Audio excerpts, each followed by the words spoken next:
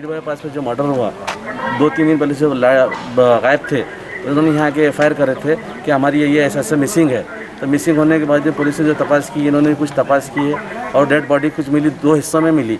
अभी इसका सिलसिला जो था पैसों का लेन देन, अभी इनसे बात करेंगे कि क्या था पूरा।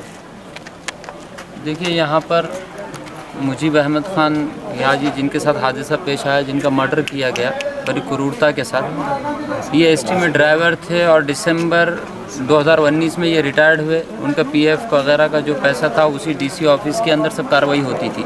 और ये जो आरोपी है अतीकुद्दीन काजी, ये वहीं पर सीनियर क्लर्क है और इसी के टेबल से काम होता था और हमेशा ये जाते थे तो उसी के पास से कुछ भी इनका काम होता था। इसने धोखाधड़ी करके उनके अकाउंट से कि एसटी के पास अभी पैसा नहीं है, एसटी लॉस में चल रही, तुम्हारे अकाउंट में पैसा नहीं आया, ऐसा करके परस्पर उनके अकाउंट से उनके जीपीएफ के और अदर ऐसे जो पैसे जमा होते हैं उनके रिटायरमेंट के 8 लाख रुपए डुप्लीकेट साक्षात्कार करके परस्पर उसने वहाँ से संगनमत करके निकाल लिए थे ऑफिस से।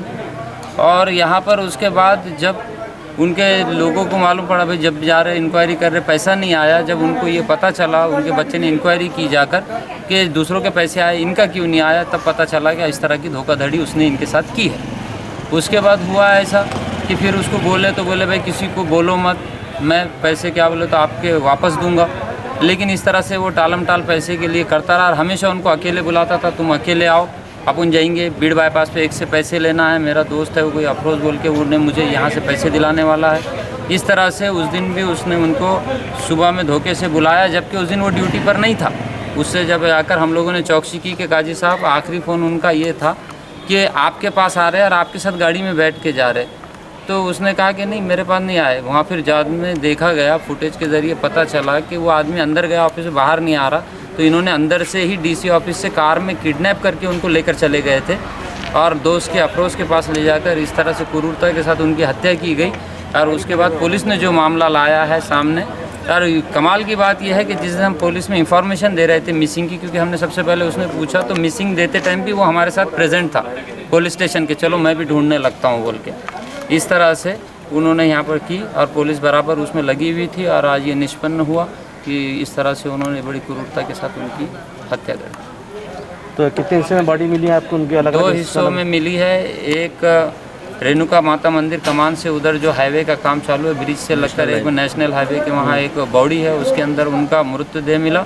और उनका जो मुंडा था वो बीड़ बाईपास पे 7-8 किलोमीटर आगे जाने के बाद जो बीड़ रोड है, तो 8 किलोमीटर देवली चौक से आगे वहाँ पर लेफ़्ट साइड में एक थोड़ी सी खोली सी थोड़ी गिरी हुई है, वहाँ सीमेंट के थैली के अंदर उनका सर मिला वहाँ पर। और अभी कितने पैसे बाकी हैं उनकी तरफ? उनके तरफ अभी 4,25,000 रुपये के आसपास कुछ लेना बाकी है, जो सब ऑन डॉक्यूमेंट है, सब पेपर पर उसके एविडेंस है कि किस तरह से पैसे धोखाधड़ी से साक्षात्कार करके निकाले और जो पैसे उसने जमा करे वो भी अकाउंट टू अकाउंट जमा थे। तो ये सब आप जैसी चौकसी के अंदर हमारी यही विनंती है कि पुलिस ने इसके अंदर आगे की भी चौकसी करके जो संबंधित इसके अंदर जो गैर व्यवहार हुआ है ये इसका पूरा खुलासा होना चाहिए और आरोपी को ऐसा ना हो कि आज हमारे एक व्यक्ति की जान गई, ऐसे अनेक व्यक्ति इसकी भेंट चढ़ सकते हैं। अगर ये अन्याय यहाँ नहीं रुका तो इस तरह से कई लोग भेंट चढ़ सकते हैं कि आज लॉकडाउन में सारी पुलिस रास्ते पर है और अगर आरोपी इतनी हिम्मत करता है तो ये एक अच्छी बात नहीं है।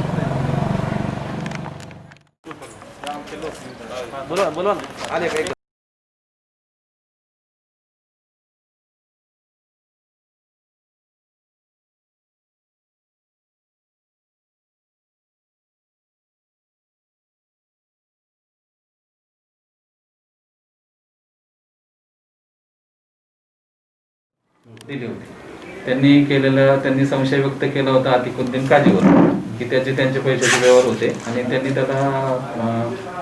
त्यांनीच त्यांना मिसिंग केलं किंवा किडनॅप केलं असं त्याच्यावर संशय आहे। म्हणून आम्ही अतिकुद्दीन काजीला लगेच चौकशीसाठी बोलवलं, पण तो काय कबूल झाला नाही। 2 दिवस त्याच्याकडे चौकशी केली, त्याच्यानंतर त्यानं आज त्याला प्रेशराईज केल्यानंतर तो कबूल केलं की मी मुजीब खान यांना मारलेलं आहे आणि बॉडी मी बीड बायपास हायवेला नवीन हायवेला त्या एका विहिरीत टाकलेली आहे असं त्यांनी कबूल केलं। त्यांनी सांगितल्याप्रमाणे आज रोजी आम्ही त्याला घेऊन ती बॉडी आणि ते मुंडकं रिकवर केलं आणि त्याच्यानंतर आता गुन्हा दाखल करण्याची प्रोसेस चालू आहे। मुंडका कोणत्या ठिकाणी होतं डेड बॉडी आपली? म्हणजे दोन्ही एकाच ठिकाणी होतं का वेगवेगळ्या? म्हणजे कुठे धड होतं ते बीड जो नवीन बीड बायपासचे काम चालू आहे. अच्छा. तिथे एक विहीर आहे अच्छा.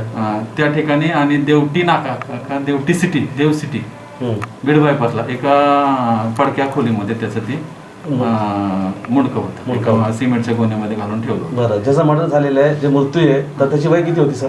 त्याचं वय 60. बरं, आरोपी 2 येतात, तर आरोपीचं नाव आणि त्यांची वय? एकाचं नाव आहे अतिकुद्दीन काझी 36 आणि दुसऱ्याचं नाव आहे अफरोज खान. राहायला कुठे आरोपी?